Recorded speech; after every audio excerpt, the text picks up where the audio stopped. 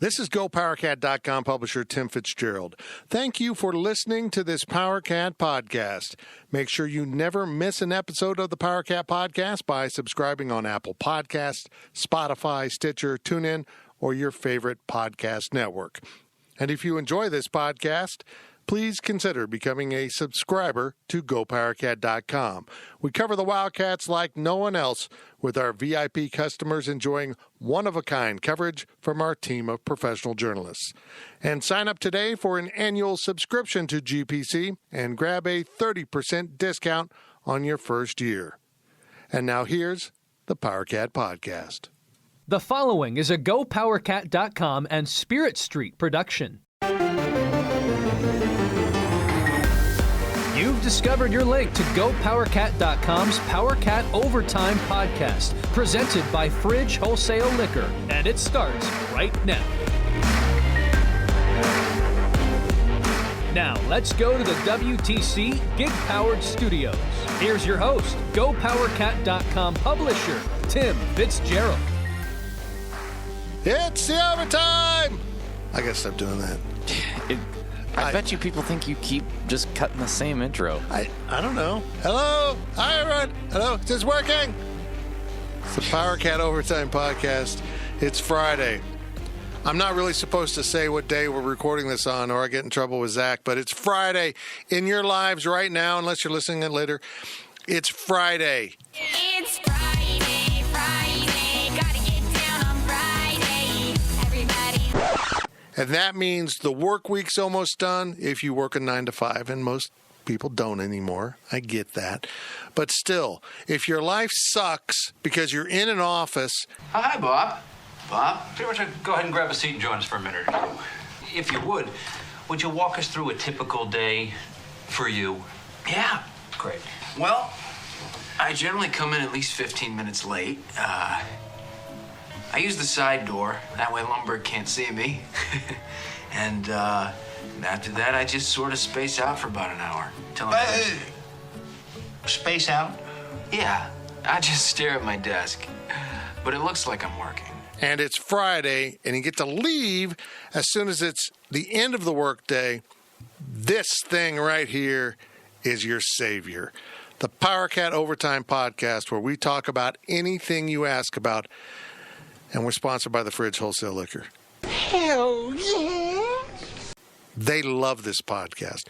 You love this podcast, apparently, according to the numbers. Look, right now, our top 3 podcasts are the pregame and postgame.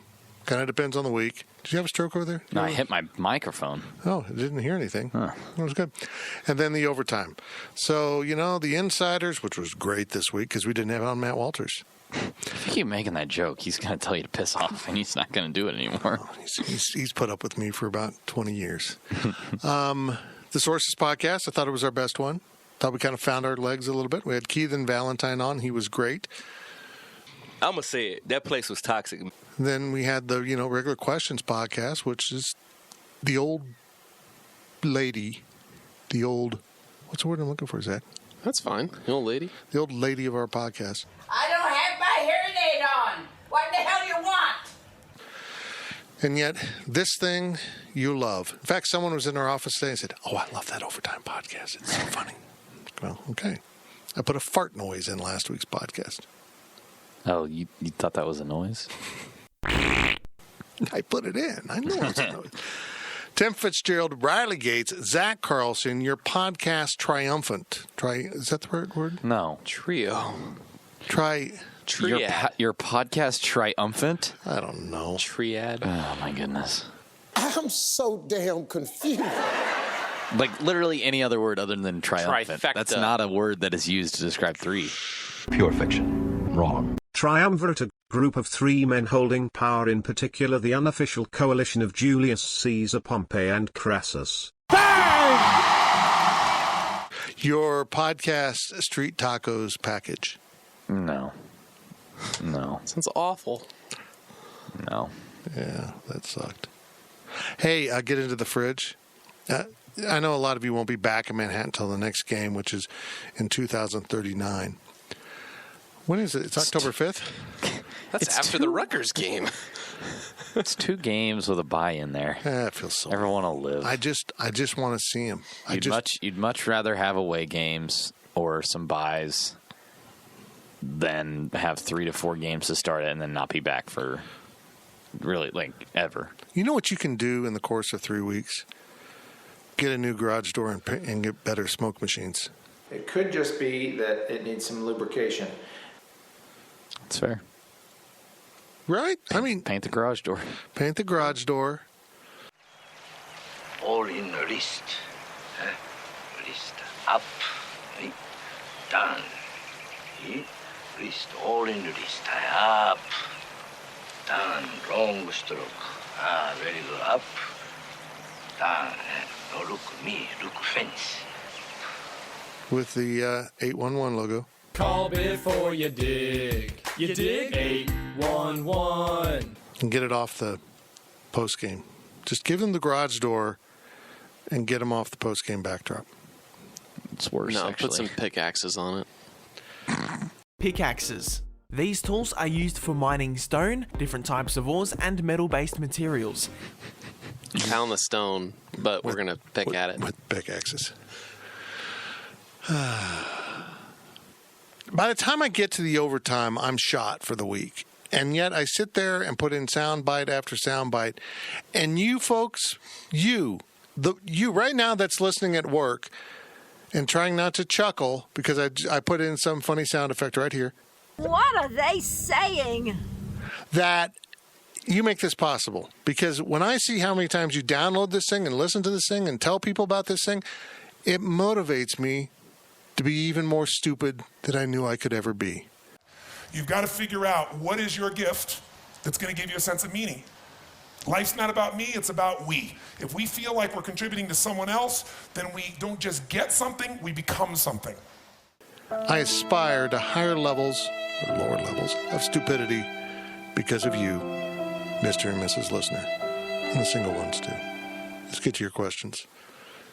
Here's Zach. From KM Wildcat, if you had to choose, which would you rather taste, earwax or that bile when you throw up a little bit in your mouth? What did he say? I told everybody to get weird this week, and they listened to me. That is that. Oof. Can I be honest though? Like, if you've had a really bad flu, you've tasted the bile.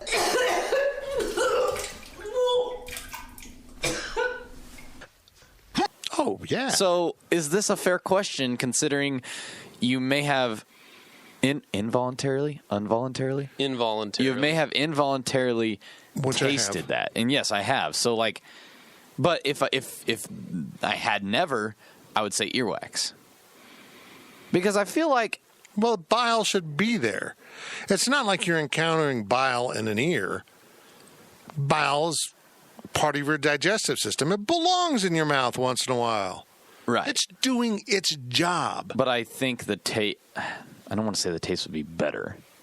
I think it'd be more bearable to taste earwax than it would be that bile. That bile sucks, dude. The irony is if I get enough earwax, I'll also get the bile to go with it.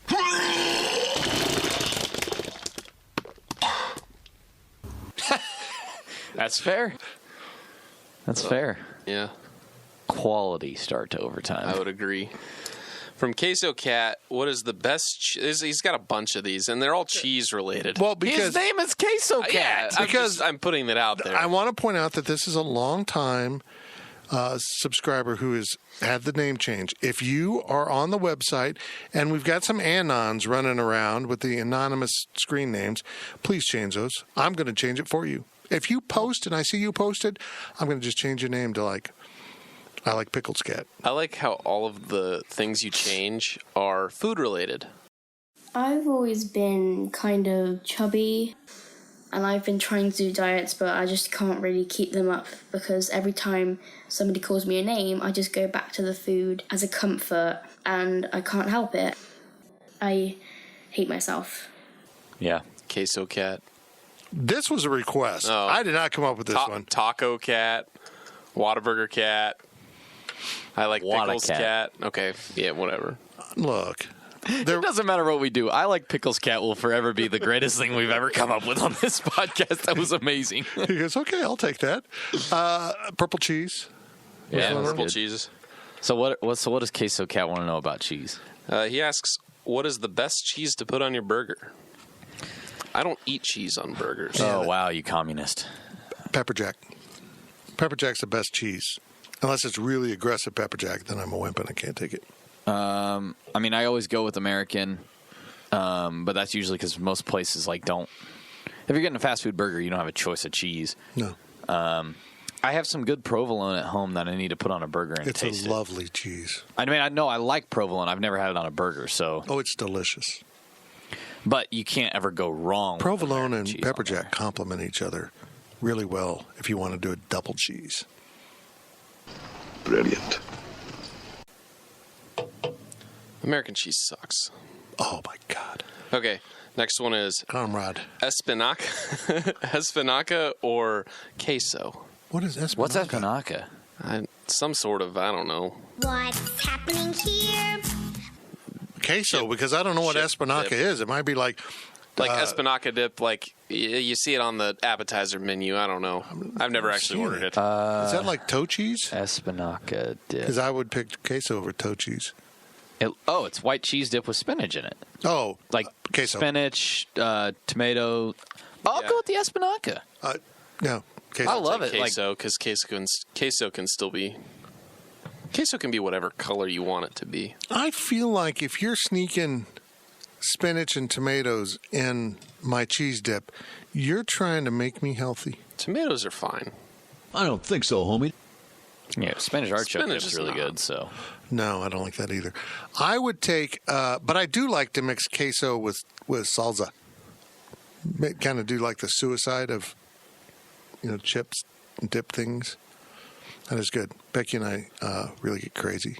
We really get after it sometimes, and we mix our queso with our salsa.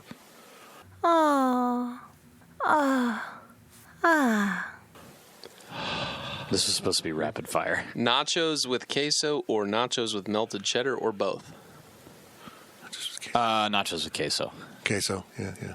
If it's like a big, meaty nachos and there's a lot of shredded cheese on it and they're melted, you don't need the queso there. No. Melted cheese. You could have added a gulping sound effect. Mine was better.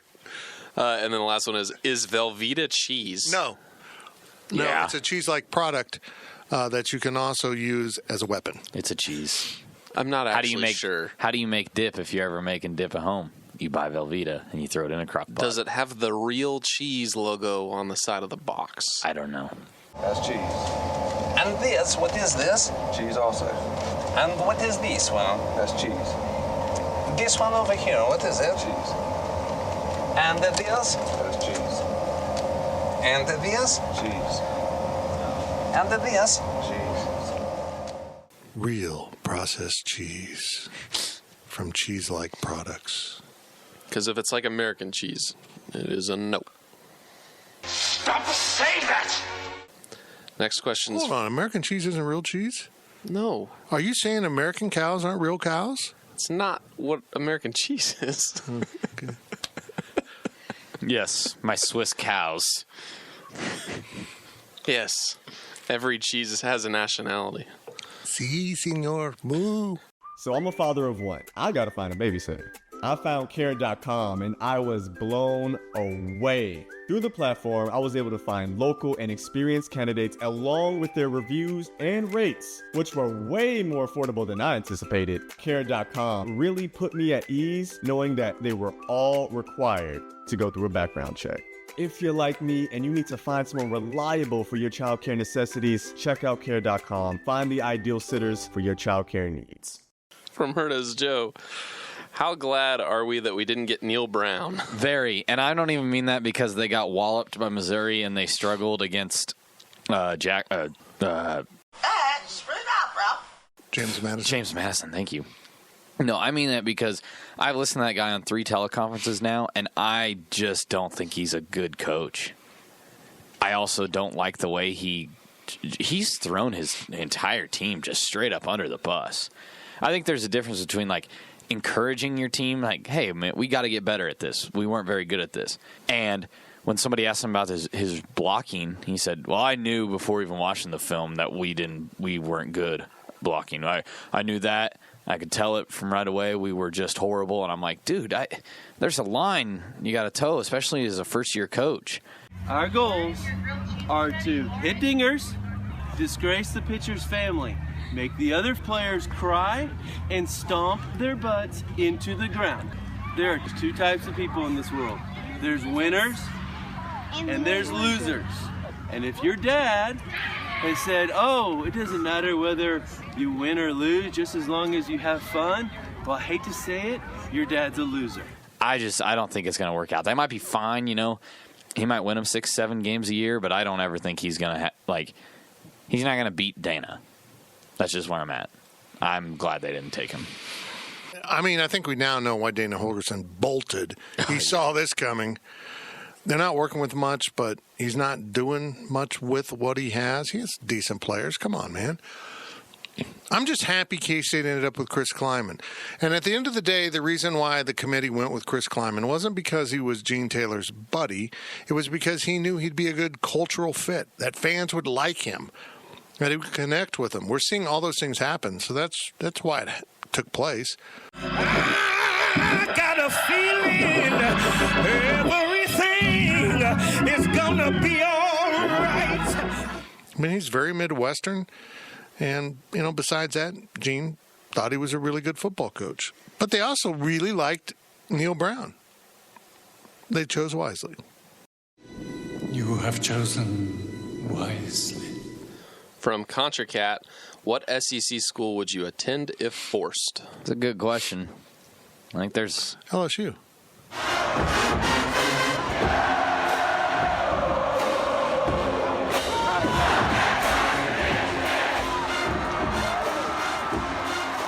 Why's that? I would love to be in Louisiana. Ooh, yes, good idea. Good call. Good call. Why would you like to be in Louisiana? Well, I don't want to comment on that, but I like the culture. I really do. Sure you do. Vanderbilt because it's in Nashville. Not because it's the best school? Yeah. Oh, I don't really care about the academics. You've proven that through your life, yes. Guys, K-State has a 99% acceptance rate at this school, and I got a fine education here. Well, yeah, you got a degree. Yeah, I mean, I feel as if I learned enough in college, so I don't really care who has better school. It's about being in Nashville, Tennessee.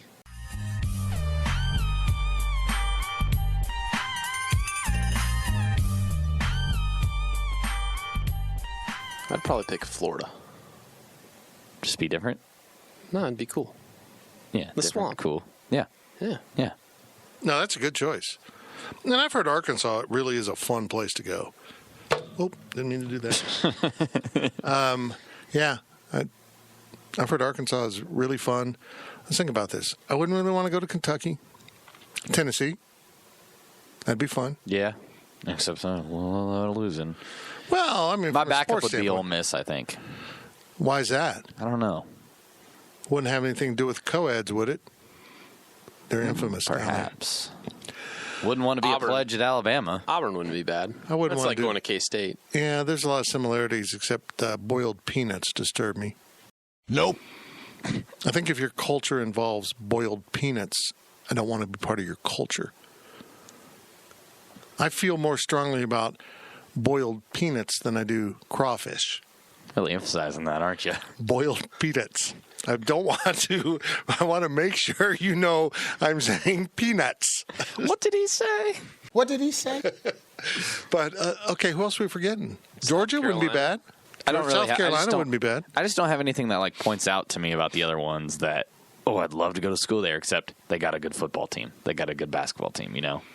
Oh, I just think LSU would be – it wouldn't matter if you had a bad basketball and football team.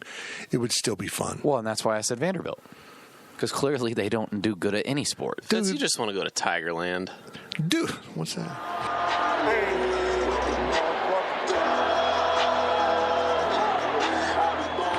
That's the number one bar for playing Mo Bamba.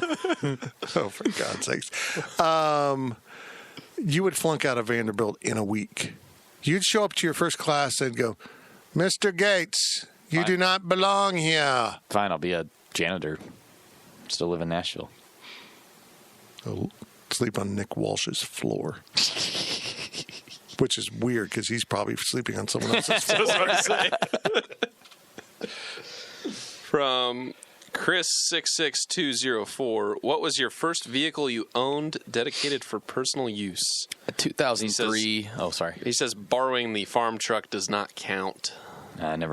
We didn't have the farm truck. So, like, the title had to be in my name? Oh, yeah. I don't think that's know. true. I mean, I can list all the vehicles I've ever driven. Technically, this is the first car. The one I drive now is the first car that's had my title, my name on the title.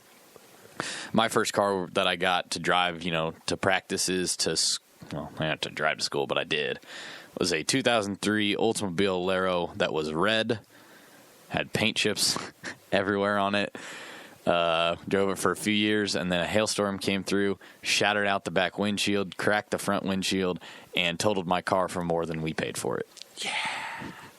What I'm going to be speaking about is how to become an insurance fraud investigator. Sometimes they're also known as insurance fraud detectives. That's how you play the system right there, Riley Gates. Right there. And there was no hailstorm. My first car I ever drove, the car that my parents allowed me to drive, was a hand-me-down from my mother. It was a 76 Camaro. I will never be more cool than I was driving a 76 Camaro. Dang. It could move. Gas mileage really wasn't a consideration back then. It was rear-wheel drive, so it could go real fast. I took it out to the old airport in Salina and got it up to 130 and about peed myself and slowed down. Jeez. It was fun. My first car that I feel like I've lost some time. There's obviously another car in there.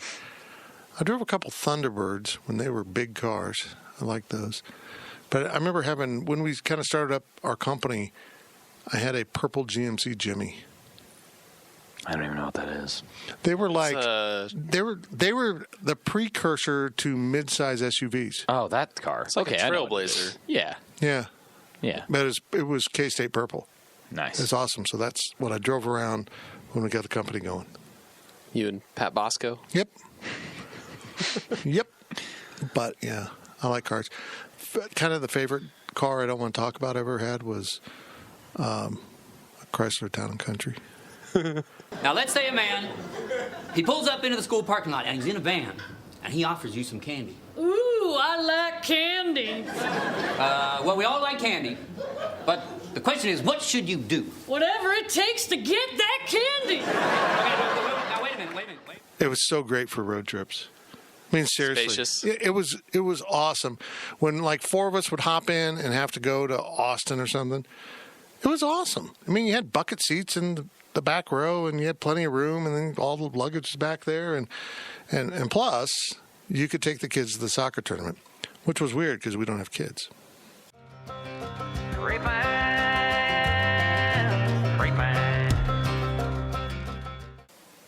Yeah, you might be the only person that's ever owned a minivan that doesn't have kids. Jeez. It was a work car. Actually, I didn't own it. Spirit Street Publishing owned that vehicle, and also the Kia Sedona before it, which wasn't as cool. You owned a Kia before Kias were cool? Yeah, it was a good minivan. It was good. Oh. I would own a Kia or a Hyundai again. They're good cars. They got great warranties. Why am I talking about this? I owned a Camaro, by God, and now I'm talking about minivans. Talked about every car you've ever owned now. I currently own a Durango. Nobody cares. Nobody cares. Nobody cares. Nobody cares. Nobody cares. Nobody cares. Nobody cares. Nobody cares. Nobody cares. Nobody cares. Nobody cares. Nobody freaking cares. The first car I had that I drove, it was a 2001 Honda Accord, and I think it was a Honda Accord VP because it was lower than the base model. The VP stood for Value Package. Oh, for God's sakes. It did not have power anything. No cruise control, no power windows, no power doors. It was what you got. What you saw was what you got. Fritz and I went and covered a game in West Virginia one year. So we go to the Pittsburgh airport, and I just took the cheap car. I went to the Advantage and got the cheap car. Did you know they still make vehicles that don't have power stuff? Yeah.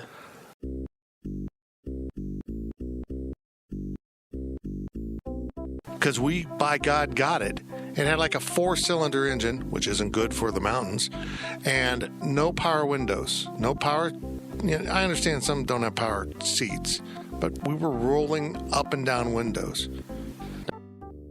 Imagine the softest sheets you've ever felt. Now imagine them getting even softer over time. I'm here to tell you about Boll & Branch sheets. In a recent customer survey, 96% replied that Boll & Branch sheets get softer with every wash. They're made from the rarest organic cotton and designed to get even softer over time. Try their sheets with a 30-night guarantee plus 15% off your first order with code Odyssey. So head to BOLLandbranch.com today. Exclusions apply. See site for details. Next question's from Wildcat Will 41. He wants us to choose a male and female athlete to breed and make the super athlete. What sport would it play? It. I love that. Okay, so we are selectively breeding athletes. Who's the greatest male athlete alive right now? LeBron James. Yeah. Female Serena Williams. Oh Done. My God. It Done. would be a boy. It would be 275 pounds of muscle and play linebacker.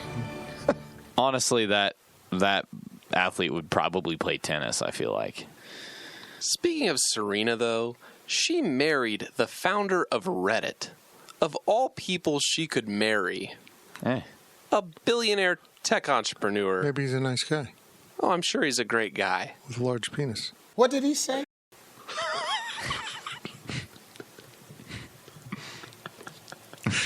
It's overtime. What's wrong with you? But I'm out. I don't even know what I was going to say.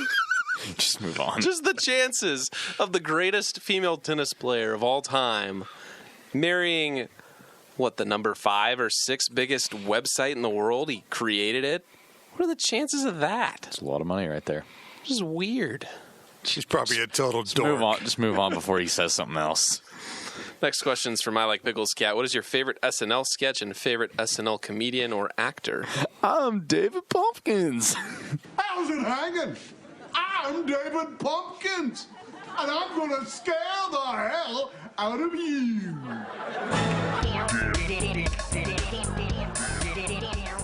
All right, full disclosure, I'm not like a big SNL guy. I never got into it when I was like younger. And then when I got to school, obviously it was like going out or whatever on Saturdays. So like I just have never been a big SNL person, so I don't have like a list of all my favorite sketches. But Zach showed me David Pumpkins last year, and I was in tears. That was the funniest Who video. is that? Because that's like 3 years old. Tom Hanks is dressed up as David Pumpkins. David Pumpkins. And then there's 2 skeletons that dance with him. What are you guys? Part of it. Part of it. It's so funny, and I will watch it so many times. Yeah, I have seen it. I just could not place it. For me, I always like Weekend Update. That was always my favorite thing to watch because it was the same every week. My favorite was Dennis Miller doing the Weekend Update. That's before you. Jay Farrow also did a one where he impersonated the black comedians. Like the Congress, like black comedians, they met together. Yeah, the Secret Alliance of Black Comedians or something like that. And he does like a perfect Kevin Hart, Eddie Murphy, Dave Chappelle. He does all of them, and it's hilarious. So funny. But like for a recurring sketch, I'd probably say the Californians from a few years ago, where they just... I'll take your word on it. No, I've never seen it. You guys haven't. See, all my stuff would be a lot older because I watch old SNL. I watched SNL premiere. That's how old I am. Probably like, I don't know. I go back and watch them now. It's not that funny, but it was so new. Like the land shark that would answer the door. You'd knock on the door and you go, "Who is it?" Land shark. It was just funny. I'll take your word. But now it's not really that funny. The thing is, I think it all depends on when you start watching SNL. I think that you could take any person, if they've never watched SNL, start them at the current season, and they would think that's funny. But if you've watched years past, like I started in season 34, and I was like, this is great. I love watching this. You know, I don't really watch it as much anymore. I don't think it's as funny, but I still appreciate SNL as an entity. I'm just going to say it. This podcast is taking on an inappropriate theme, but Box is probably the funniest thing I've ever seen on SNL. Something special, girl. It's my in a box.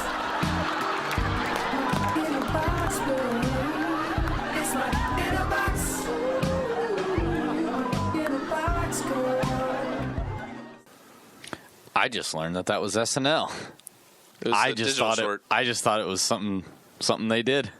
There was that, and then Mother Lover, and then Golden Rule. Okay. It was a Timberlake is genuinely a funny dude, and that skit. I can't think of that. Who is it with him? Andy Samberg. Yeah, Andy Samberg. It's hysterical. The whole concept. It is. The best humor is just absurd. Jared Ferguson. It's a funny name. But you don't act like it's absurd. That first album of The Lonely Island and all of the sketches they made, the digital shorts for that on Incredibad, that season 34 for the most part. It was great. Everything they did. There we go. Question answered. From KSU number 1, are you for or against a Jayhawk piñata being used after a win? That's funny. I never knew there was a market for these things. There is apparently a website where you can buy college-themed piñatas. Funny. I will say that I don't mind the fact that it happened, but I think it is a little bit ridiculous that somebody did it. You know, it's not like they were like, "Oh crap, we're gonna win." Somebody get a piñata real quick. Oh no, they had to plan this. They had it planned. Someone had to pack it. This is like I'm not going to say it offends me. I'm not going to say it offends me, but it's I don't know. Planning to have it was like interesting, I guess. I think the bigger insult here isn't the fact that they hung a KU piñata in the locker room and broke it. It's the fact that they were so damn confident that they bought the piñata, packed the piñata, as they moved from hurricane field to hurricane field because they couldn't practice at home, so they were just wandering the American Southeast trying to find a place to practice. Then they got the piñata to Lawrence. Then they hung up the piñata, and they broke the piñata. All of that is more insulting than the actual breakage.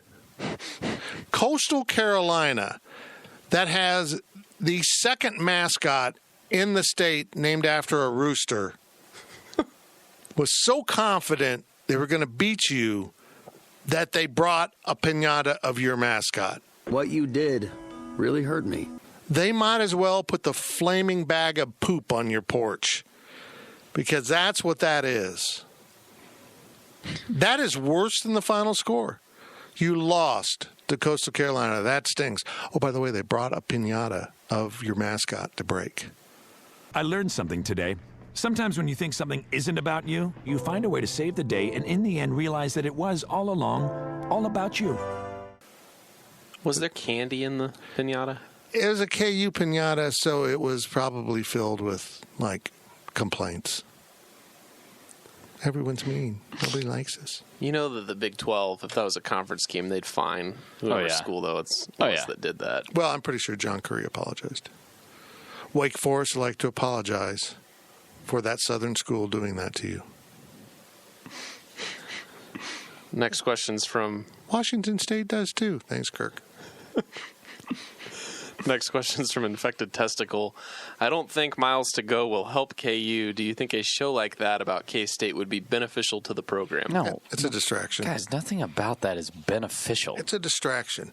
Even if they did something about Kleiman and how amazing it was, it's still a distraction you don't want. Look at Last Chance U. Nobody comes out looking good for Last Chance U. Have they ever announced they're going someplace for season 5? Yeah, they're going out to California this year, somewhere out there. My God, who would want that? But, like, here's the thing. Is Jason Brown going to be the coach? Oh, God, that'd be amazing. East Mississippi won 3 out of 4 national championships from 2011 to 2014. Last Chance U comes in, they don't win any. Then they go out to Independence. East Mississippi won back-to-back. I agree. Mic drop. I see. I never thought East Mississippi should have ever been it because that's not Last Chance U. Granted, it's the junior college ranks, which is the last chance of level, but that's not Last Chance U. Those are good players. Independence was Last Chance U. Right, but there was a lot of people that got kicked out of D1. It's following the backgrounds of the players that are there. There were, look at that. Also, season Scuba, 1. Mississippi. Last Chance football, I agree. Last Chance U, no. Jason Brown is going to get hired. If I had a really crappy junior college football program and I had failing enrollment, I would hire Jason Brown and make him the coach and have Last Chance U. Why not? From Herdez Joe, will Les Miles finish 2 full years at KU? No, I think this will be it. You think it's 1 year? Yeah, I think they're going to come to the realization that he's unable to do the job. I don't think it'll be 1 year. We've all become pretty clear that there's something wrong here. There's something wrong. Yeah. I mean, I don't ever take that I'm making fun of him in any way. It's concerning. It's uncomfortable for me to watch him. I guess with the caveat being that he doesn't get diagnosed with something or have something wrong with him like that, I'll say he's fired after 2 or mutually agrees to part ways. Oh, yeah. They won't fire him. Mutually agrees to part ways. If you fire him, that admits you were wrong. I know we come off as saying we told you so if that happens, but like we did. Like to think that Les Miles is the person to resurrect KU football is just absurd. Not even that. For me, I never bought in the fact that Les Miles was going to get it done, but that was healthy Les Miles. He's not Les Miles right now. Yeah. This isn't the guy that was at LSU. This is the guy nobody else wanted to hire because apparently they understood something wasn't right. Yeah. And it's really hard to watch. They showed him before the game walking the field, and he just looked like he was stone-faced, walking robotically. And the Miles to Go show is kind of showing it a lot more too. I hope we're wrong. I hope we are. Yeah, I hope he's healthy. I hope whatever it is, it's really not as bad as it seems, but it seems bad. But I think it'll be 1 and done. Wow. Okay. 1-11, and they offer him a buyout. I think they'll beat West Virginia. Wow, poor Neil Brown. Man. From Contra Cat, this is the last question of overtime. Zach likes to have this thing where we act happy, but I wanted to tell you guys that we were in an argument the last couple days. If you noticed my sadness, and Zach's a better actor than I am. Could any of you have matched Willie on push-ups from Saturday's game over a 3-hour time span? Hell no. What did he say? I know I put it in there. What did he say it was? 220. Over 3 hours? I could get that done, but not if I had to do it in the same order that Willie had to do it. Okay, so they're scoring touchdowns within however many minutes of each other. Right. And then it's 7, and then it's 14.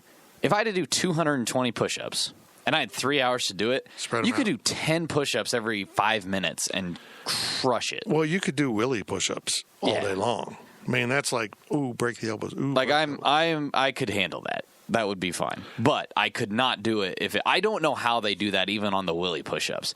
That's crazy. 52 push-ups after you've been running around and doing stuff, and you've been doing push-ups all day, and it's on an unstable surface. It's not even the same Willie. They probably brought in backup Willie. They probably swap him out. They got to. Look, I think we've learned something important from Willie doing push-ups. People with giant heads have an advantage while doing push-ups. If you've got to touch your nose to the ground or the board or whatever you're doing push-ups on, if you have a big schnoz or a giant head, that's easy. It's not fair to us normal people. That's my stand.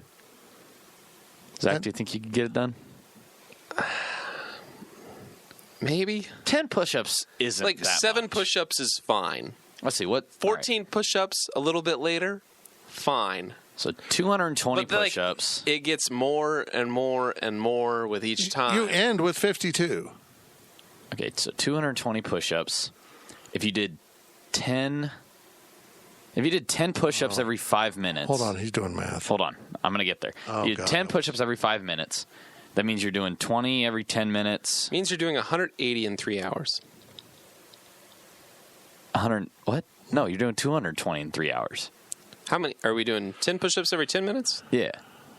Unbelievable. When your powers combine, you are somehow even more stupid than the sum of your stupids. Thank you. Go on. 180 in 3 hours. 60 times 3, 180. So how many? 220 push-ups, right? Okay. 220 push-ups over 3 hours is 73-ish an hour. Yeah, you could do that. Roughly 10 or 12 push-ups every 10 minutes. I think you could get it. It's one push-up every minute, essentially. A little bit. If you've got a giant head, you can do that push-up because your elbows barely break before your giant fake cat head nose. I'm sorry, kids. I didn't mean to say fake. Your giant cat head nose has to touch the ground, and it doesn't even touch the ground. Willie's a cheater. You know why Willie's able to do all these push-ups? Because he's half man, half cat. He has human arms. Oh, that's why he has them. You know, come to think of it, I've never seen a cat do a push-up. You've been listening to the Power Cat Overtime Podcast, presented by Fridge Wholesale Liquor. Power Cat Podcast. All rights reserved. GoPowerCat.com and Spirit Street Publishing.